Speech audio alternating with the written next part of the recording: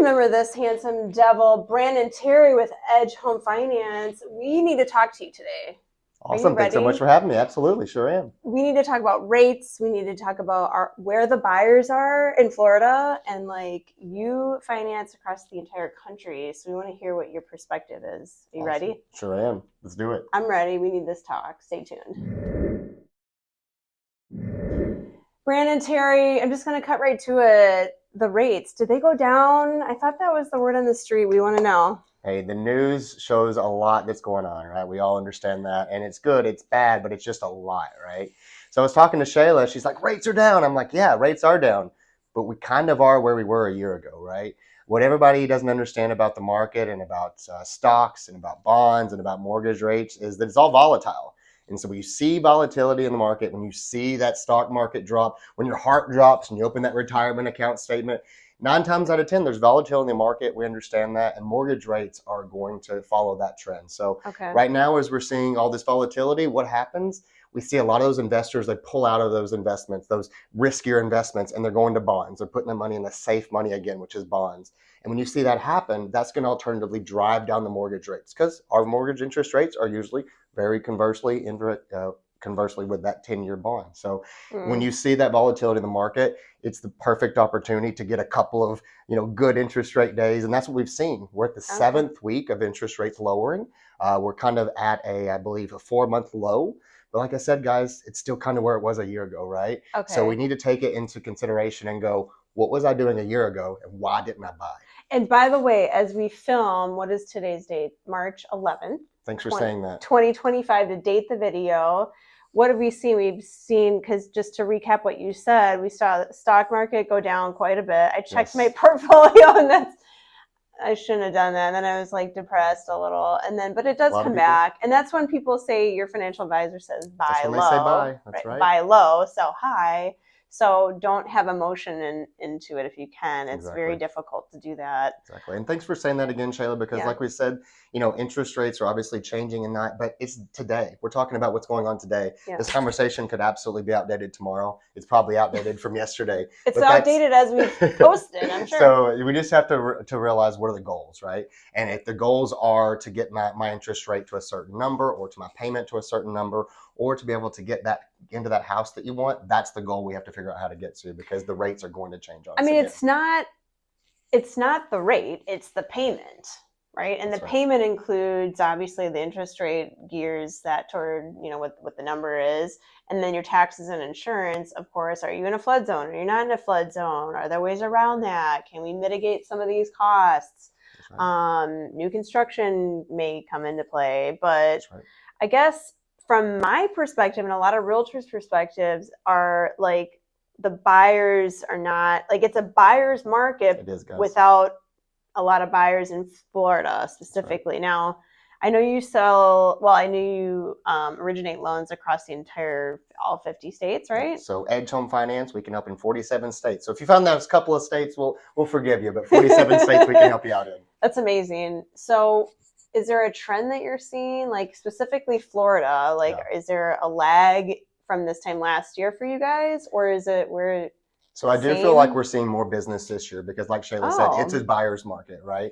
So you have to be out there making deals. You have to be out there with your buyers and putting in offers.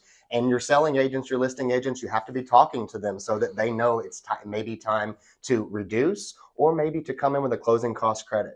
That closing cost credit can sometimes be killer on a financing deal. Like the seller, you're saying, offering to the buyers in the presentation? Maybe? Absolutely. Like, instead of coming down $10,000, $20,000 off the purchase price, if the appraisal is still there, let's put that in a closing cost credit, because not only can we, let's say, pay some closing cost, but maybe my buyer already has enough money for closing costs. You know what we can do? Buy down that interest rate. Boom. 3, 2, 1 buy down, meaning you can get the rates the first year in the 4s, not kidding, with a buy down. But you can also get a permanent buy down with rates definitely today's in the 5s or 6s. So these are great options for buyers out there, because it is a buyer's market right now. I actually have a deal right now that the seller's paying like $18,000 toward closing costs. Beautiful. And I haven't done a deal like that in a really long time. I guess from our side of things, because you don't really hear as much about this, maybe you do, but like our showings are way down. because that's why we're like, well, the buyers, now with the NAR settlement and all that, like they might not, if they're not serious, might not be looking with an agent. Correct. Or they're going to open houses. Right. So I guess from our side, like showings are down and days on the market are inching upwards. So that's why we're just like, where are the buyers? But you're seeing a lot of activity on your end. Right. And I think, let's pull back to a couple of years ago, right? Mm-hmm. When the market was a seller's market. You had people coming in and offering $20,000 to $40,000 over asking. You're financing buyers with only 5 or 10% down. They weren't even getting approved. Mm-hmm. That's conversely switched now, right? So our interest rates aren't the same, purchase prices aren't the same, but now the buyer is in control of that.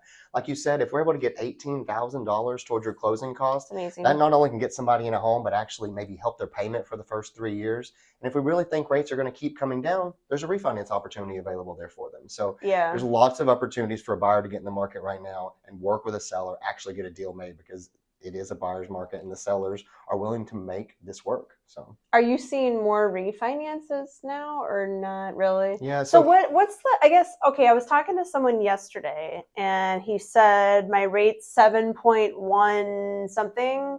And I think he was quoted, it's not exact, but maybe like 6.8. Okay. Does that make sense to refinance at that point for the cost to do it? Like, what's the number? Is it a 1 percentile? Correct. So most of my buyers, when I run the numbers, you'll see that if you're saving at least 0.5% to 1%, a full 0.5% to a full percent, then you're actually saving money. But what we have to do is do a calculation. What's that calculation? Okay. We got to figure out the closing cost number. We got to figure out my difference in payment, and we got to divide those two. Because at the end of the day, if you tell me, hey, Brandon, I'm moving in 2 years, hold on.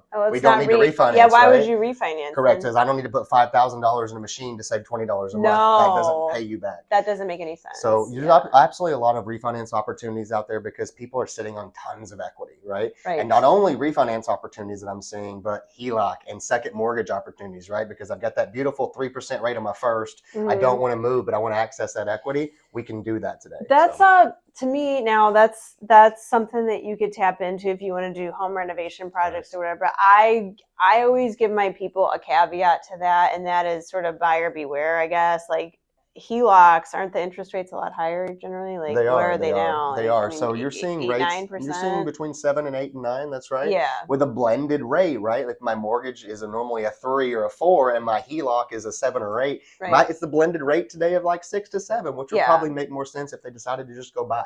Right. And I advise people, because I've gotten asked this over the years, like that would be like a short-term solution that I would recommend. Like if you really want to do this home improvement, borrow that from that HELOC short term, not the long term. Like I'm going to go pay my bills and then sit and wait. Like that to me is not a great strategy. You might want to consider selling if you're doing something like that, or if you have the equity to sell and maybe downsize, that might be a good time to do that, because you can get into some dangerous territory there if you just pull a ton of money out of your home, if you have a lot of equity. I think it's just, if you're smart about it, yes, it can work well for people, but that's the slippery slope of where some people got into hot water, bankruptcy during the recession and things like that. So I think these are definitely options that you can go over with people, but buyer beware on that stuff. What else? What is your biggest takeaway with this market? Because we've been friends a long, long time. Sure have. We got to do mortgages together. And we love Brandon and his team. They're honest, communicative, just really fun and easy to work with, and hopefully be doing something soon with a buyer that I went out with yesterday. Yeah, 1031 exchange. So let us know if you need help with that. Yes, we do lots of 1031 exchanges. But I don't know, is there one thing that you're just wanting to get across in today's market? Well, I think we said it, and we said it well in words of buyer's market, right? Mm-hmm. Shayla works with a lot of buyers. She also works with a lot of people that are selling their home and listing their home, right? But she's talking to them about what can be done in this market, because there's less buyers out there. You have to be able to stand out, whether that be with maybe reducing the price, maybe possibly doing a closing cost credit, but being somewhere different than everyone else is, because there's not a lot of buyers out there. But once you find them, they're ready to make a deal. We have to go to the market, and we have to look at all the opportunities that are available that haven't been available for this last 6 to 8 months to a year, right? Things are getting better as far as financing, as far as being able to get a lower payment and a lower rate. So if you're thinking about it and you're on the fence, now is the time because deals can be made out there. Another thing that you can do is maybe offer a full year's HOA payments. Some of the communities that we have on the islands, especially, they're going through a period of adjustment, shall we say, with, for example, some of the marinas were wiped out or like still dealing with storm damage. So, offering to prepay those assessments or pay those assessments or future assessments, like, I don't know, to offset some of the concerns that the buyers have in this market.